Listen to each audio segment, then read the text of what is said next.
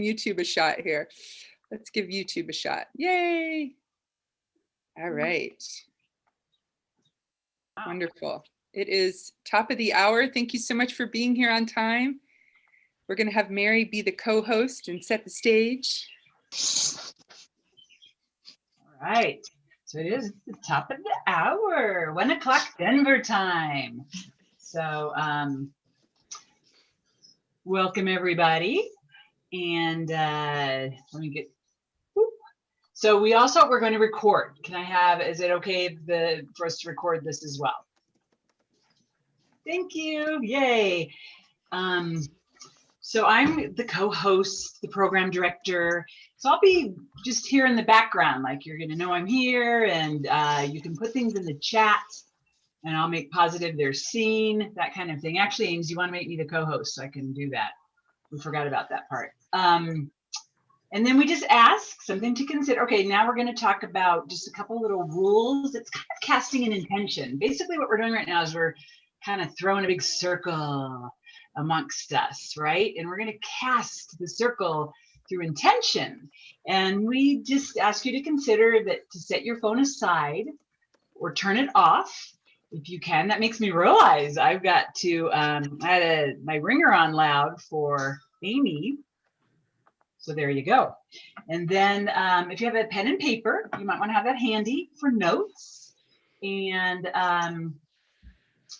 just because it's like what jumps out, just write that down. So that's casting the intention. The theme for today's show is repair. And I've got this waiting here. This is Amy's book, Moonshot. And we're on chapter 3, the third distinction, repair. Repair is ordinary. These are at the beginning of every chapter. Repair, ordinary definition, fix or mend. A thing suffering from damage or fault. That's the ordinary definition. The extraordinary definition is acknowledge and then mend your part in the suffering or breakdown. So that is repair. That is our theme and definition of it. And so I just wanted to say that Amy pointed out at the beginning, this is an anniversary. This is an anniversary of the pandemic starting. For me, it was really, my awareness was like March 13th. And so what that gives me, I just had such immense gratitude that I have created a life that makes me stop. I probably wouldn't have stopped today. And I didn't know, I knew, but I didn't know. And so when Amy said that, I just want to say that I encourage you all to build a life of intention, of ritual, of circle, of showing up. Because I showed up, I'm going to stop today and really acknowledge this. It's a momentous year. I just got, Amy likes to call it chicken skin. So that's about repair. There's a theme there. So this is what the next hour is going to look like. Amy's going to guide us on a journey, starting with repair exercises. First, she'll open the circle in a different way. Like I cast an intention and she's going to do a little more circle work. And then guiding repair exercises, exploration of repair. We have 2 special guests today, Tam and Everett, and I'll introduce them to you a little later in the show. And we will close at the top of the hour, we promise. We will close at the top of the hour. We want you to know that. We won't run over. If we stop a little sooner, we'll start the Ask Amy Anything. If not, we'll close it then. And then we open for 15 minutes. We'll stay open for dialogue and conversation. And I think that's it on all of that. And then, so now I'm going to introduce Amy. Without further ado, for those of you who don't know our guide today, I think most of you do, but I'm going to say it anyway. This is Amy. She's a relationship architect, a tender, powerful, generous woman skilled at building relationships with self, other, and spirit. She's a published author, and these can be purchased directly from me if you would like, and I am handling this for Amy, so you would put that in the chat. So without further ado, Amy, please take us away. Thank you. Thank you so much, Mayor, the nudge master to the nudge master here. Thank you so much. I want to welcome everyone who's here. Thank you for being on. Those of you who didn't hear our polite request earlier, we are asking if you can have your camera on. That would be great. It helps us bring the energetic exchange. And we're also recording this, and it is being cast live on YouTube. So it's a little different. Those of you who've joined me before, it won't be quite as interactive, but feel free to use the chat. We'll be asking some questions, use the chat. And then at the top of the hour, I'll keep the room open for 15 minutes or so, and we can have more sharing and verbal exchange then. So a little bit different for those of you who've been with me before. Welcome, welcome. I opened the room with a very melodic, I am sort of chanting song instead of my normal Sunday best surfaces song where I'm dancing and really getting my groove going. The joy is still there, and it's lovely, lovely. So many of you spark joy for me in my life, and I think all of you have on some degree. I'm guessing that's Jen, my cousin, but I don't know for certain. And that's Mark, my husband. Those are the only two cameras I don't see, but that joy is still in here, and there's a very somber quality to the day. The sunrise was brilliant, dark sky, and then the rains just started plummeting. So those of you who are concerned about Hawaii, we are getting massive rain, but it's Maui that's really getting the floods, and the east side of our island. We have rain here, but we are safe. The joy and the warm aloha is still alive, but there's also that tenor of it's been a year. What a year it's been, yeah. And so I'm holding that for all of us, because we've all had different ways of going through it. There's the chicken skin coming through me. And I want to just start the continue the circle with my quick ritual practice of lighting a candle, sharing a few breaths, and beginning and ending our time together with a bow, to give that moment for the head to come to the level of the heart, to get that access, to get that information. So I brought up a different candle today. I think you can see it. Yes. Mark went to the farmer's market, got me flowers. I'm gonna light a little Palo Santo. The flame for me, the symbology there is not only elemental, connecting with that fire inside of me, that fire of aliveness, that fire of joy, that fire of love, that fire of intensity. I'm a pretty intense person. The flame and the smoke also connect me with the ancestors. They connect me with those who are not here with me in physical appearance, but I can feel energetically and I can rely on heavily. And so I'm not alone, and neither are you. This circle invites the sacredness of truth and beauty. This variety hour happens to fall on a new moon.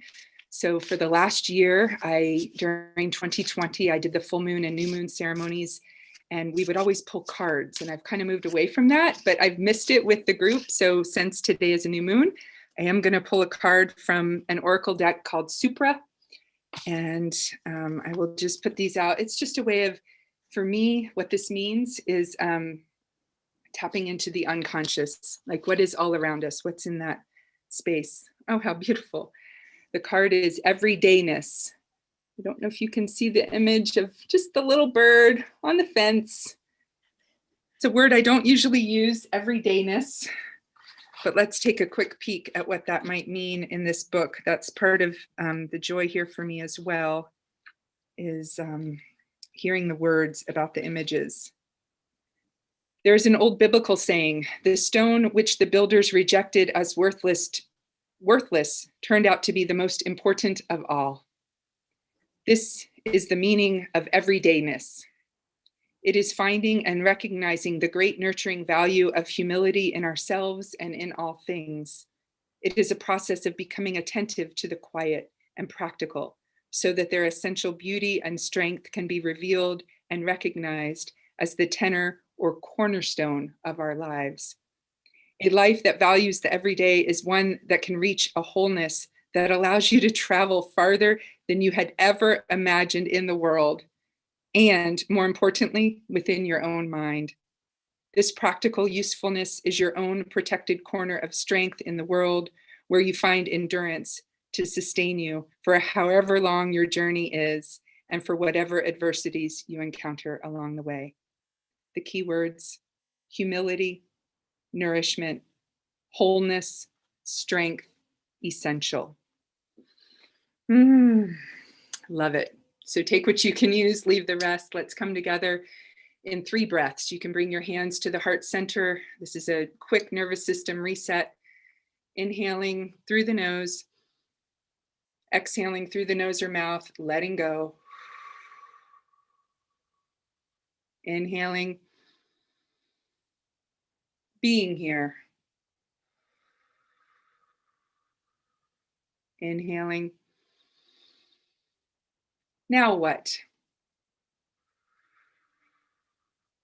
From this place, I invite us to come to a bow if you're willing and able. Beautiful. Aloha, aloha. Thank you so much. Thank you, Mary, for introducing the definition of repair. It is perfectly cosmically aligned that we are talking about repair today. With the anniversary of the pandemic, the lockdown, the big pause, whatever chapter title you've given this in your life, the importance of repair cannot be understated. As I write about it in my book and play with these concepts of the distinctions of extraordinary living, repair is the 3rd distinction within the realm of resilience. So we're still in that resilience. We're still in that place of, okay, we're doing this thing, now what? And for those of us who have tender family concerns going on, perhaps the loss of a loved one, or my mother just fell and broke her pelvis in 2 places, we have an opportunity to really bring in our own resilience and the strength of our human heart in order to allow, as I see it, greater grace to come in so that I may extend that grace to others. That's what this resilience is all about. And so with that, I stretch the spiritual muscle of forgiveness every day. That is part of my practice in resilience and repair. How do I do that? First of all, I let go of the idea that I'll ever have a different past. I embrace the idea of forgiving. I am forgiving grace and opportunity to enter my heart and mind and work in a way that is indeed miraculous. I allow grace to enter and do for me what I cannot do for myself. And most importantly, I've been allowing time to come in and really massage me in a way where I have grown my tolerance to hang out with discomfort in a way that I didn't think I was capable of, without numbing out to it, without running away from it, without trying to shut it down and quiet it. I'm sitting down, having a cup of tea. Today I have my 3 roots Numi turmeric tea. Hello, unwholesome state of mind and heart, whether it's fear, doubt, insecurity, pain, a lot of physical pain lately. What's up? What's up? What do we get to do here? What can we learn from each other? Because the more I resist it, the more it persists. That's a classic neuroscience definition. That which we resist persists. That which we pay attention to grows. So I'm always looking for that razor's edge fine line of paying attention to the experiences of my heart and mind without dwelling on those unwholesome states. I hope that makes sense. The other way I operate with repair is I drop the stones of resentment from my heart. So I bring them right here. This is a Qigong practice. I invite all of us to do this. Pound, pound, knock gently, mildly, moderately, strongly, whatever calls to you. And then just drop that stone of resentment, just release it. And as I shake my hand, it reminds me, and I invite you all to do this if you want, you can start shaking. I may knock my laptop down, but our issues are in our tissues and we got to give them a way out. Shake it out, shake it out. We're not going to do laughter yoga today. I'm not in that space. This is our somatic practice, is to shake out the junk. Whoa, there goes the there goes the altar of awareness. This is a beautiful rock from the Pacific Northwest that just so beautifully lives in another rock that just tried to tumble its way down. Shaking releases that stuck energy. The final practice I'd like to bring in before we turn our attention over to our special guest, Tam, is to remind ourselves of the importance of safety. One way I practice safety in my own life is to try to create it with other people in that energetic space between, by eliminating the toxins of shame, blame, and criticism. And that's been really hard for me lately. My fuse has been really short. I've been in a bit of a contraction. As my beloved Mary reminds me, this too shall pass. We contract, we expand. There's a natural ebb and flow of our lives. But in this place, it's more easy to shame, blame, or criticize. But when I catch it and I have the awareness, I realize I'm hurting myself and I'm not feeding the space between. I'm throwing toxins and poison. So eliminating that, coming back, safety comes from within. If I am trustworthy, if I am trusting, I can be exhibiting that, practicing that with others and my environment. I come from a lot of trauma. I have to calm my nervous system down over and over and over again. One way I do that is a simple tapping between my nose and my upper lip. I invite anybody to do this. If you're ever, you can even do this one while driving. It's a quick anti-anxiety, calm yourself down point. That beautiful little, there's a name for it, I'm sure. If anybody knows, throw it in the chat. That beautiful little spot. It's so soft. It's like a little valley between the peaks. Excuse me, I'm moving all that stuff around. Tap, tap, tap, safety. Take a breath in. Bring my right hand to my left shoulder and look over my left shoulder. I am safe. Come back to the center. Take a deep breath in. Left hand to the right shoulder. Look back over. I am safe. I am safe. Coming back to the center. These simple mini practices are so powerful, so transformative. This is weaving in spiritual wisdom of the ages, weaving in the neuroscience, weaving in the ability that I can, you can, we can step into command central of our nervous system. That is the spirit of repair that I wanted to bring to us today.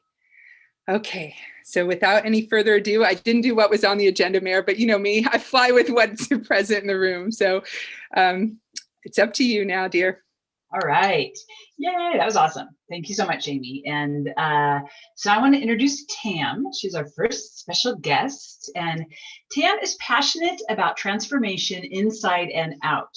Most recently, she founded Reclaim Your Space, a community where she guides people in transforming their homes into beautiful, healthy, highly functional spaces that fulfill their needs and desires. While she is trained as an interior designer, her superpower is truly seeing people in a holistic way that includes their physical environment as an extension of the self. In the words of a client of hers, if you would like to be in the presence of someone who will guide you through clearing your space in a way that includes emotion, imagination, embodiment, and radical non-coercion. I'm interested. Tam is the one. So I'm going to do 2 links in the chat, Tam's website, and I'm not exactly sure what she can tell you what it is, but I'm going to put them in the chat. Tam, go. Awesome. Thank you. Oh, that felt really good to hear that introduction. You know, when you kind of forget where you are, and it's so helpful to kind of reorient and be like, oh yeah, this is what I'm creating. And you know, yeah, thank you, Amy, for having me today. I'm excited. And when I began Reclaim Your Space last June, it was in response to this pandemic, because the company that I was running was a brick and mortar design build company. And on March 3rd, we grew into our first physical office space, and it was beautiful, and we furnished it and we made it everything that we'd been dreaming of for it was 9 months in the process, right? There's no accidents there. And 10 days later, everything shut down. So I got to spend a lot of time by myself in our fabulous 1,000 square foot office space. And in that time, while waiting to see what was going to happen next, I started to just allow more space in myself for possibility of how I could take the things that I was really passionate about, the skills that I had developed, and use them in an effective way in this new situation that we'd never found ourselves in before.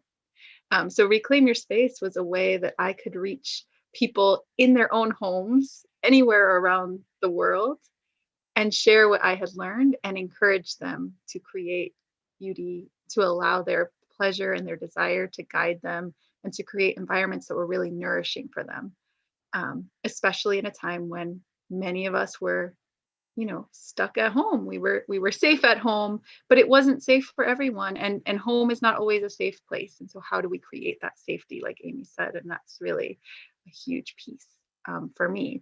And so since then, I've also been studying a lot about and practicing and learning for myself a lot about healing trauma somatically and these practices. And so I weave them into my work, and it's all connected, because often what I see is that our home environment is an extension of what's going on subconsciously, or it's an expression of that. So most recently, I've gotten really excited about this idea that, like, oh, when I say that I help people transform their home, I don't just mean the physical environment outside of them. I also mean how we express ourselves here in this physical way, how we relate to our bodies, how we treat our bodies, how we move our bodies, how we relate to our desires, to our sexuality, to our sensuality, how we go inwards and create space inside for expansion, for abundance, for more clarity, for repair. And so it's been just such a beautiful journey, and I'm really excited to continue and allow it to evolve in that way. Yeah, and it was birthed from this space of, what felt like a loss of sovereignty. And one of the first and most important things I teach is a reclaiming of sovereignty. That wherever you find yourself, whatever someone is telling you, wherever you are, you get to choose what you take in, what you allow to settle in for you. You get to choose what you want and what you don't want in your space, physical, mental, emotional, energetic, the objects in the space, but just as much like the conversations that you allow in, just as much the relationships and the dynamics that you allow in and or don't. So I've gotten very good at boundaries this year. It's like one of the biggest things I've been practicing, and it's immense. And what it's allowed for is that I have more space for me, for my own true and authentic expression.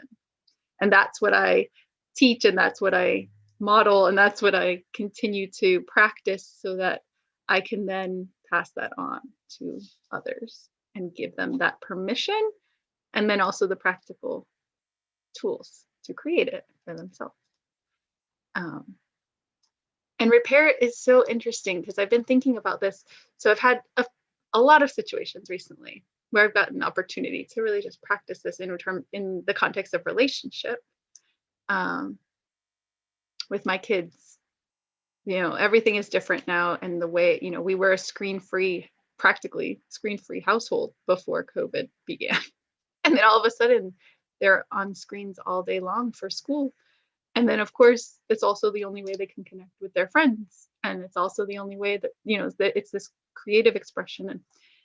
And so building trust around devices has been like an epic journey. And there've been a couple times where there's a breakdown there. And most recently, there was a conversation that I had with my kids. And I said, look, here's the thing. Trust and distrust, they're like two ends of this spectrum. And we're always kind of walking in this space between. And to have a healthy relationship with each other, we get to continue to build and maintain trust. And when you are not honest with me, it's like you've turned away from trust and you've walked towards lack of trust, distrust. And so without shaming or blaming or criticizing, what would it take to turn back around and head back towards trust and rebuild that? And it's a process, right? It's a journey, because we journeyed away, now we get to journey back. And so, it was just really, it was important to me and relatively new to approach these kinds of breakdowns with this perspective of how do we repair? How do we not just explain why it's wrong and explain why it's bad and explain and shame, even with the gentlest, kindest tones, right? And I'm still practicing, I don't get it right, but it's been a beautiful like new awareness to say, oh, there's another way. And so definitely been practicing that. And then another piece that's interesting, I found some notes in a little journal that I had from a program I was in the fall. And I was working with a coach named Maria Palumbo, and she had said, you know, we had to let go of perfectionism. We're going to mess up. It's okay. We get to take risks. We get to mess up. We get to be human, and we get to be really good at repair. And I have lived most of my life terrified of messing up. I've towed the line so perfectly. And then anytime that I've sort of stepped off a little bit, you know, there's been like this massive consequence that just felt so big and so like so much. It was so traumatic. And so again, I'm kind of like retraining, like creating new pathways to say, what would it look like to just be authentic and true? What would it look like to allow all the parts of me to be present when I am feeling impatient or angry or hurt or sad? Like, what would it look like to just express myself bigger and more honestly in the moment? And if I'm wrong, if there's something that's out of alignment with another person, be willing to just go back in and repair it. And for me, it's interesting because there's also a level of like holding others accountable to the repair that's been even harder for me. And as I've learned this past year, a lot of that is a trauma response, right? It's a trauma response to it hasn't been safe for us. Maybe because of a personal situation, maybe because of a collective situation of women weren't allowed to get angry, right? Maybe because of just how society is set up. But it hadn't been safe for us to say, that doesn't feel good. That's not okay. And, you know, in one of my primary relationships right now, I've watched this growth happen where in the beginning, something would happen and it would take me a few days to process like how it didn't feel good. And then it would take me like a message of like, I need to talk to you about something. And then it would take like a few more days to get up the courage to have that conversation. And then the conversation would be okay. But it was like a week from like a small comment to like me explaining why it didn't feel good. And that was already improvement, I will say, right? That was already improvement. Whereas now it's like something doesn't feel good. And I'm able to say in the moment, give me space. This doesn't feel good. And then come back around sometimes within minutes, within half an hour, get grounded and just come back in and say, that wasn't okay. And here's why. Let's repair. But it has been built on this foundation of safety, because when I do that, the person responds with an acknowledgement, an apology, or I can't hear you right now. I need a little more time and space. And then still comes back in to the repair. And so that's the type of conscious relationship that I'm navigating now. And it's like a completely different paradigm. And it's so beautiful. And it takes muscle building on both people's part to be able to trust the safety that's there. And so we continue to remind each other, like, I'll say, I'm afraid it's not been safe to be angry, so I won't express when I'm angry. And they will say to me, it's always safe for you to be angry with me. And so we continue to build that safety. And that safety allows for us to go deeper and to have more clarity and intimacy in our relationship. And it's a very, very powerful. But it does, yeah, it's just such a new paradigm, because it doesn't mean that we're doing things perfectly every step of the way. It just means that we are honest with each other, that we are open, not just about when we create a breakdown, but also when we are the recipient of a breakdown. It takes courage in both directions. So that's been a really powerful reclaiming for me. And as all of this unfolds, what I find is that at the end of all of it, I have a deeper and more intimate relationship with myself than ever before, because I'm no longer bypassing or abandoning myself. And so like what Amy was sharing, I loved that, like, okay, body, I hear you. We're hurting. What's going on? Right? Like, I'm not going to just gloss over the fact that that didn't feel good. I'm going to find a safe space to express myself. I'm going to find the words, the clear communication about how to start repairing, so that I'm always turning back towards myself, right? If we have that same spectrum of like trust and distrust, it's like towards self and away from self, right? When I start to turn away and like, I'm like, oh, abandoning myself, nope, no more, right?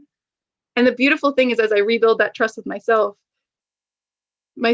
gets like less tolerant of of the other thing, right? Like, it's like now it just will shout at me immediately, like, are you serious? No, we promised we wouldn't do this anymore, right? And it's like so good, so good. It's like creates this powerful and positive feedback loop.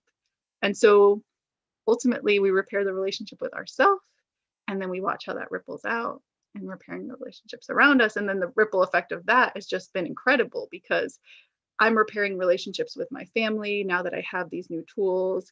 My partner is repairing the relationship with their family, and they have these new tools, and their friends. And I mean, there's so much restoring of integrity that's happening from this like petri dish of where we've been practicing, right? And so it's I think maybe one of the most powerful tools that we have, you know. Yeah, I think that's all I have to say, but I'm open to whatever comes next as this unfolds. Beautiful, Tam. Thank you so much. The petri dish, the opportunity to just bear witness to your journey. You know, we've known each other for a while now, and I haven't talked to you lately. Like, even when we were planning this, it's been on the calendar for quite some time, but it's like we didn't talk. And now I'm appreciating the juiciness of that, because this was all like fresh. Yes. Yeah, it's just like I want to show you, and I'll probably show you later, but I've moved my space around since knowing you. You know, you helped me get the shoes into the closet next to the door downstairs, but now my bedroom is in a small room, and I have this big space that's like my space to be. And I don't want to tip things around, but it's like you and I, my experience is we give each other permission to explore that spectrum of being, full spectrum living, full spectrum expression, wholeheartedness. And when we can share what works with others, it's like we're all on this continuum. And so to remember, like, we're all on this journey in some way, and the environment is a reflection of the mind. And I think personal shares anchor ideas. And so I love your tender, vulnerable heart. I love hearing what's going on. And what I would love to respond to is that sense of what I heard was trusting yourself to no longer abandon yourself, which is the first distinction. It's just one of the most beautiful things that you first said to me, and has stayed with me forever. Yay, yay. And from that place, focusing on getting right with yourself, like, where have you abandoned yourself, bringing in focus, which is the second distinction, and then the repair. And for me, my quick personal share around that has been to tolerate the discomfort, because I'm a harmony junkie. I'm also an order junkie. I like my environment to be clean. And so I'll do the white tornado, but to really look at the cost benefit analysis, is trying to get my environment clean while doing all this really getting me where I want to go? Is trying to get harmony and own my part in things and clear up, you know, discomfort, truly allowing the relationship to unfold? And one thing I've been doing is allowing people the dignity of their own suffering in a way where I'm not God. I'm not the one to go in and fix it all. And that's really different for me. And in doing so, this past couple of weeks with a very dear friend whom I love very much, but part of our relationship needed to shift, I was finally able to say, I need space. I'm going in my cave, because I felt blindsided by certain things. And then I was able to say, I need more space. We can't do this part of our relationship anymore. And then hearing the fallout of, no, space doesn't work, or I'm sad, or, but not rushing in to fix that. And the beautiful message I got this morning when I opened up my phone was, the little girl in me sees the little girl in you. And that's so tenderizing to my heart. Yeah. Yes. We're Oh, not repaired in terms of going back to our relationship the way it was, but there's no shame, blame, or criticism. There's no toxicity. So I share that from a personal, vulnerable place of sometimes we don't get resolution. Sometimes we don't get the house remodel we want. I mean, there's so many aspects of our home that we could work on, but to tend to the beautiful altar, you know, the epicenter of the space, to find the calm in the midst of the chaos, to be able to cultivate a tender heart, whatever that looks like. And I don't know what that looks like. So I'm continually turning it over and asking, okay, how do I repair this without just trying to make it all nice, neat, and tidy? am I able Anything you to do? Yeah. Oh, that sparked something really big. And it's so, of course, of course. The past week and a half, especially, I feel like the whole universe has been conspiring to heal my toxic caregiving pattern, caretaking, right? Yeah. And so, yeah, to your point, the most recent time where something happened where my whole body was saying no, and this person was kind of pushing me for a yes, I was like, it's not okay. We've promised each other that we'll trust the no and we'll wait for the yes. And I said it even as like before I was able to say it, there was this moment of like, can I just soothe my nervous system? Can I get myself to a yes, right? And it wasn't. Right. But when I said it, and they acknowledged it, what unfolded, and they were asking for my support with something, what unfolded was that they ended up getting support from like 10 other people who were more resourced, more understanding the situation better than me. They had so much more access to everything they needed because I gave them my no. Yeah. And that was so healing for me to be like, Yeah. oh, it doesn't all have to go through me. Like you said, I'm not God. I don't have to fix everybody else. I only get to trust my yes and my no and be in integrity with me and clarity. And so, yeah, it was exactly my experience of that we can end up cutting our loved ones off from true abundance and resource when we think that it all has to flow through this tiny vessel right here. Exactly. Yeah. Exactly. Beautiful. Thank you so much, Tam. I hope that this juicy, what turned into an organic conversation was stimulating for others. If you want to type in the chat, if you feel motivated, moved, what's something that you struggle with repairing, either in your home or your environment or in your relational field? That's one option, or pop in the chat something that jumped out to you, that landed, that resonated from what was just shared. I'd love to see some interaction that way. And we're going to shift directions. Ev, I hope you're ready. Mary's going to do a quick intro for you, and you're up next. Thanks so much, everybody. And welcome to those of you who just joined. And then I just realized, Tam just pointed out, I sent her the links. So I'm going to be, after I introduce Ev, I'll throw links in the chat that'll point you to Tam. So Ev, let's see, I got to get back to sorry guys. That was captivating. I'm telling you, I was completely just tumbled into your conversation, you two. Everett, where is it? I'm so sorry. Shoot, my boot. You keep Okay, looking. I'm sorry, I got it. Okay. Everett is Amy's firstborn son and a junior in high school at Parker School on the Big Island of Hawaii. Everett enjoys soccer, spending time with his family and friends, and is an active participant on the debate team at his school. He is committed to maintaining and repairing relationships in all areas of his life, and I will second that emotion, in order to get the most out of his experiences and the people around him. So Everett, go. Awesome. Hello, everyone. I'm Everett, and I don't have a super rigid structure, but I'm just going to kind of talk about my own thoughts and ideas about repair and what that's kind of looked like in my own life. So the first thing I want to do to start this off is just kind of touch on the fact that so much of repair starts with self and self-acceptance, because I think, like Tam and like my mom and like so many people have already touched on, so much of that first first step in the repair process is just accepting where we are at and where we are at with ourselves. And so because of this, self-acceptance really is a prerequisite to being able to forgive other people. Before we can try to fix all the external relationships in our lives, we really need to be in tune with how we are feeling and how we're reacting to the people and the situation around us. And I kind of want to bring in an analogy of a physical wound and a band-aid here. And like a physical wound, we need time to heal and repair. And when we think about a band-aid doesn't have any special healing properties in and of itself. But what the band-aid does is it helps keep the dirt and infections out.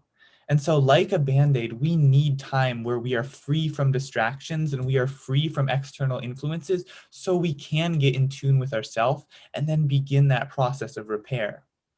Now, it's also important to remember that we don't want to rush this process. Taking time to heal, it takes time to heal. Sometimes it takes longer than others, but we never want to try to rush this because stepping into it and trying to be proactive when we are not in alignment with how we feel is not actually going to get to the core issue, and it's not going to actually feel any better because we're just not in the space to do that.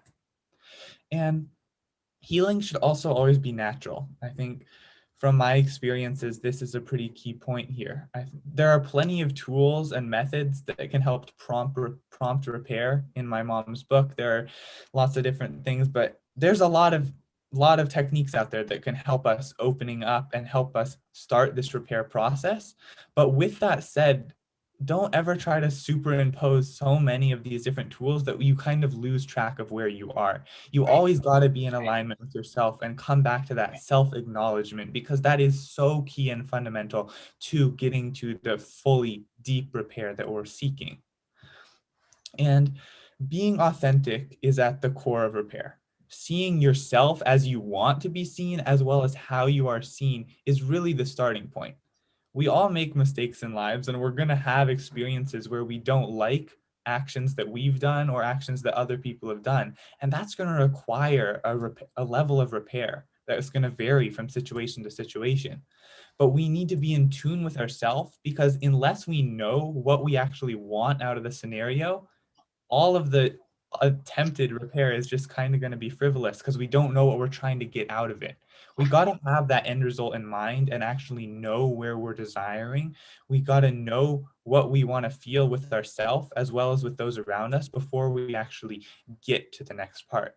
And so I kind of want to talk about some of my own experiences with repair in my life. And from these, I've really learned you've got to talk about it. Human beings are social creatures, and it feels good to talk to people.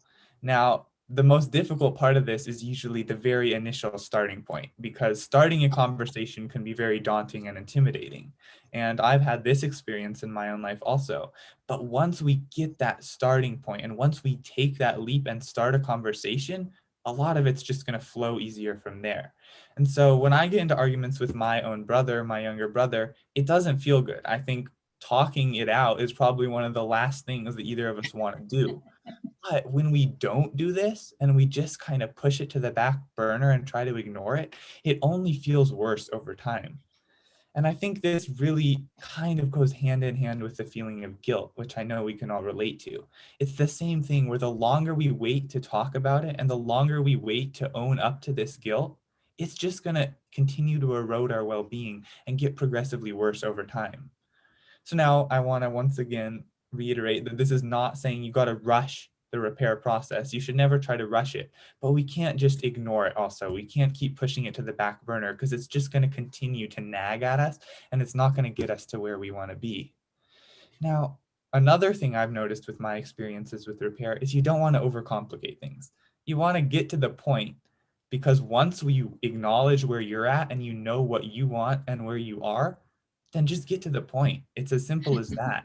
It really is. You don't want to overcomplicate things because it's going to stray from where you want to be. And getting to the point also helps keep things valid. If you know what you want and you say that, the other person's going to hear that a lot clearer than if you're trying to weave and talk about all these other things. So that's going to be really important in helping to keep it valid. And I want to talk about another one of my own experiences, and this is in debate. And this is just a repair process, which I do continuously with myself. It's not with anyone else. But when I go into a debate round and I finish that round, I undoubtedly have things and I think to myself, wow, I should have said this here. I should have done this differently. There are so many of those lingering thoughts which are always there, but it's always a continual healing process because I know I have another round to get to in 20 minutes and I don't want to be reliving these past mistakes in my mind. So it's that self-acceptance, that self-acknowledgement that's so key as the first step. And then just keeping it valid, saying, okay, it's okay. I did these things well, and next round I'm going to do even better. And that's so key and fundamental. And it also ties into what Tam was just briefly talking about, how we need to let go of perfectionism. We can't have perfectionism in all areas of our life. That's something I've tried for a long time. It doesn't work. It really doesn't work. And it's really draining on our energy to try to be perfect all the time. And so once again, that's something I've noticed in the debate, as well as just my grades in general. Like I've gotten to a point where sometimes I acknowledge, yeah, maybe this physics assignment isn't the most important thing in my life right now.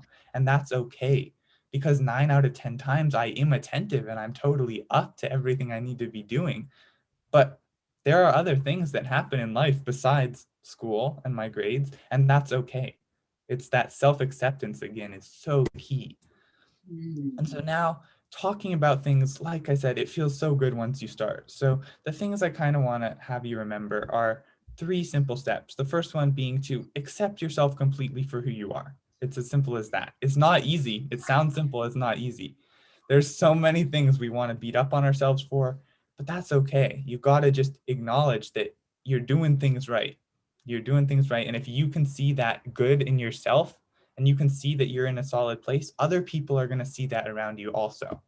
And so that first step, just accept yourself for who you are.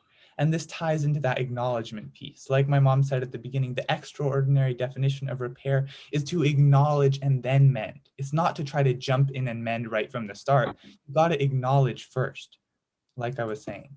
And the second thing is to trust the process. This goes back to the point about give it time. Don't rush it, but don't ignore it. It's that nice middle way right there. Just trust the process. It's going to be okay. You just got to be willing to do your part in it because that's all you can do. And then finally, take that first step, whether that be writing about it, if that's how you express yourself, bringing that conversation to another person if there's an issue that you see as a parent, or just going into your own heart, going into your own mind and starting to forgive yourself, because so much of repair is internal. Repair is always internal. Even if it's with someone else, the internal comes before the external. So that's kind of the final step there. And it feels good to be in alignment with oneself. And if we can work to foster that as much of the time as possible, I think we're all going to be happier. So that's kind of my own experience with fear. So I don't not fear, sorry, repair there. Once again, not trying to superimpose that onto anyone else, but take what you can from that. And thank you. Glad I could be here. You know, can I make my little noise, Ev? Whoop, whoop. I love to make that noise when I feel lit up. Wow. Holy smokes, Ev. I took notes. I have notes from you. What are the end results that I want in life? I don't hang out there very much, son. I tend to just go for that harmony, go for the process instead of truly thinking about what is the result I want. That's something I get to pay attention to. And of course, they get to the point.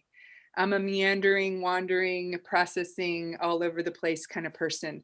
What becomes available to me when I get to the point and I simplify to amplify whatever message it is that I'm putting out to the universe, to my relationships, to my higher power, to my inner soul, whatever that is.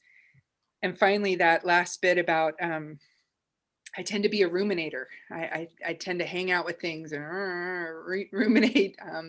Perseverate is a term I remember when I worked with people with traumatic brain injury. It's like the old days, those of us who remember record albums when the needle gets stuck in a groove and it just keeps going around and around, you know. Nancy, are you laughing?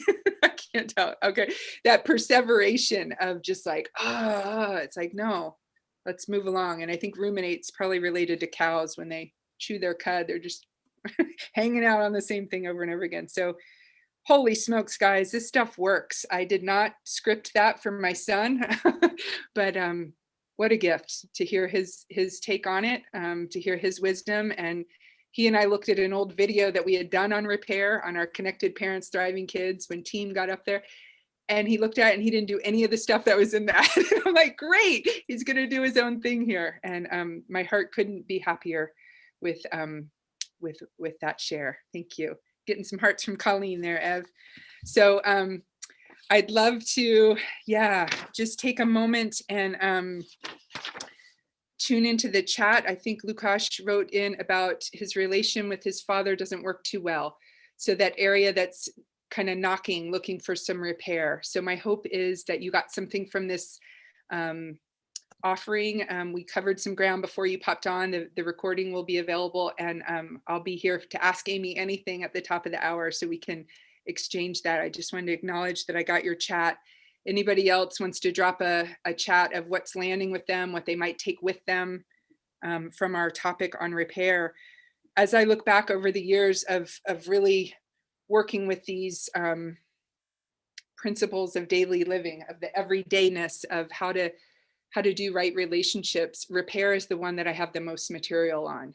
I just don't think we can have enough tools of how to repair and how to bring our best selves forth. And I love that Tam and Ev both brought up no need for perfection here. Like, embrace the imperfection, embrace the fact that we are all wounded in relationship and we can all heal in relationship. And how do we go about doing that without setting the bar too high?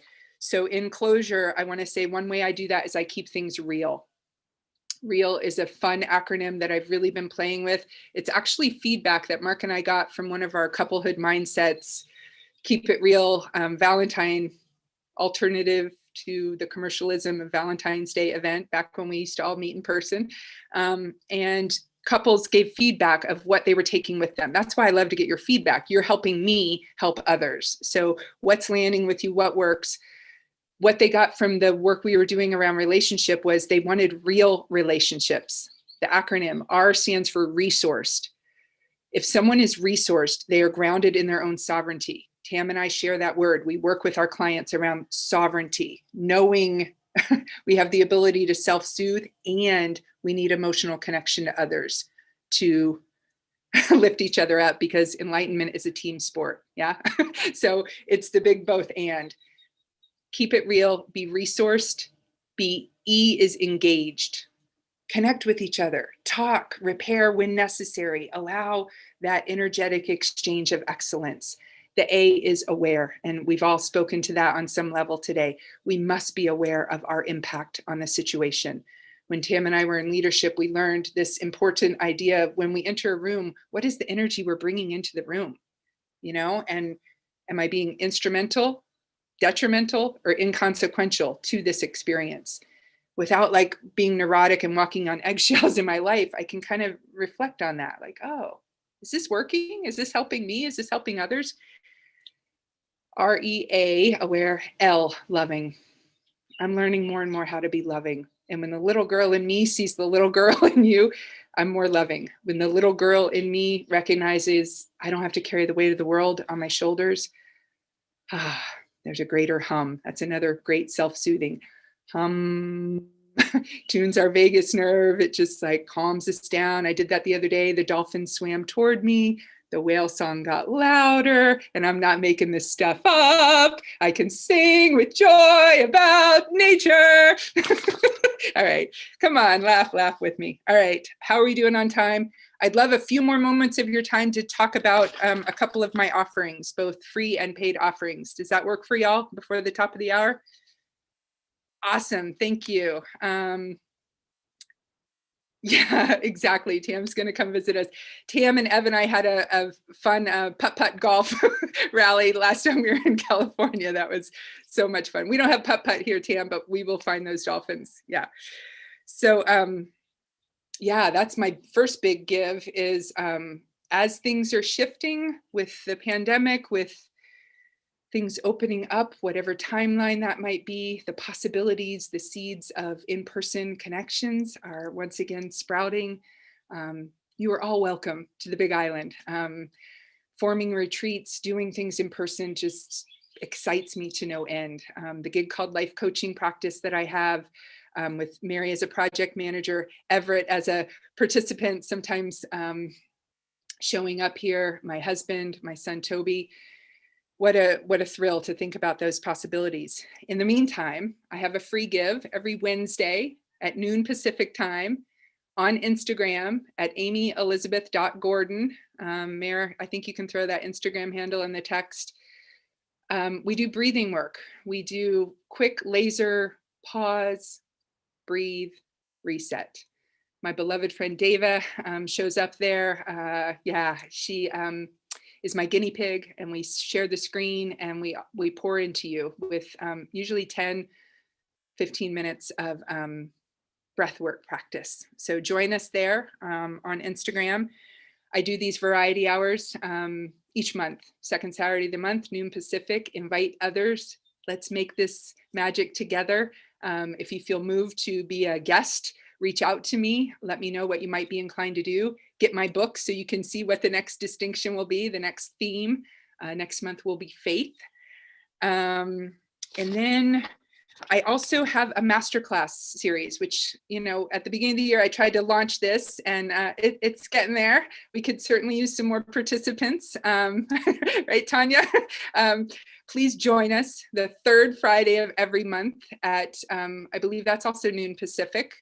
And y'all are getting ready to change clocks. I know Europe, Tanya's in France, it'll be a little later. Lukasz is in Poland.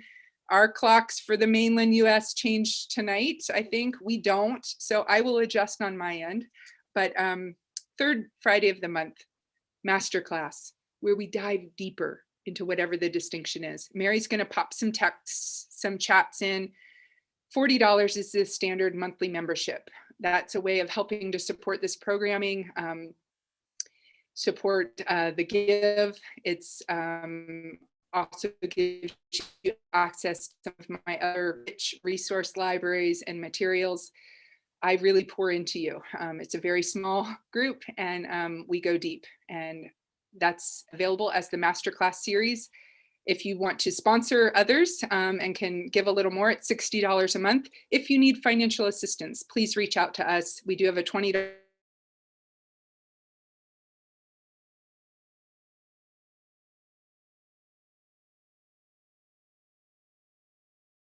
coaching program starting in April. So you'll hear more about that at the next masterclass. Mayor, how am I doing here? I'm not even looking at our agenda. I'm just going by mind here. Oh, I also added in a new one. Those of you who masterclass series but want to be a supporter in any way to Gig Called Life, it's the PayPal link, Mayor, the love offering, where people can go in and just decide whatever amount they want to throw in there. That's the other link that I think I gave you access to. Lots of links. Link on in this energetic exchange of excellence. We are coming to the top of the hour. I want to thank you all for being here once again, for helping share the good news of transformation. If you know anybody who could benefit from watching the recording of this, reach out to me, help@amyelizabethgordon.com. I think you are all on my mailing list. If you're not, you can reach me there. We're not going to throw yet another link at you.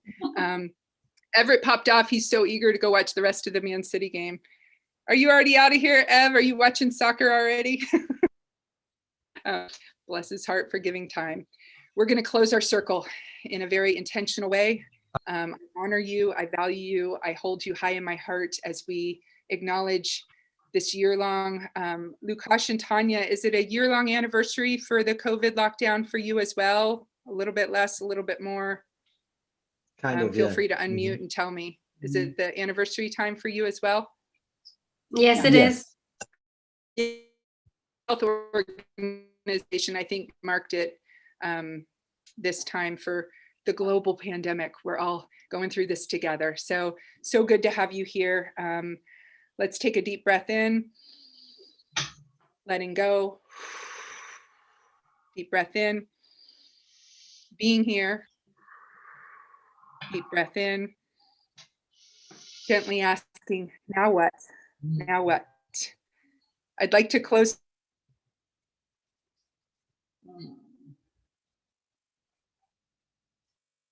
It's frozen.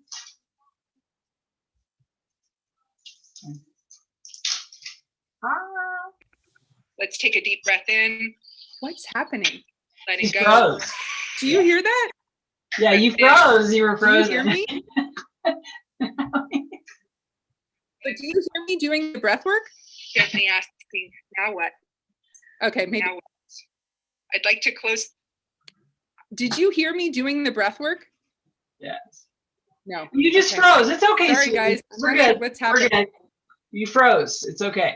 All right, I guess we'll just close here. I started to hear myself on YouTube. What's happening? Letting go. Do you hear that? Yeah, you froze. You were Do you frozen. hear me? But do you hear me doing the breath work? I don't know where that's coming from.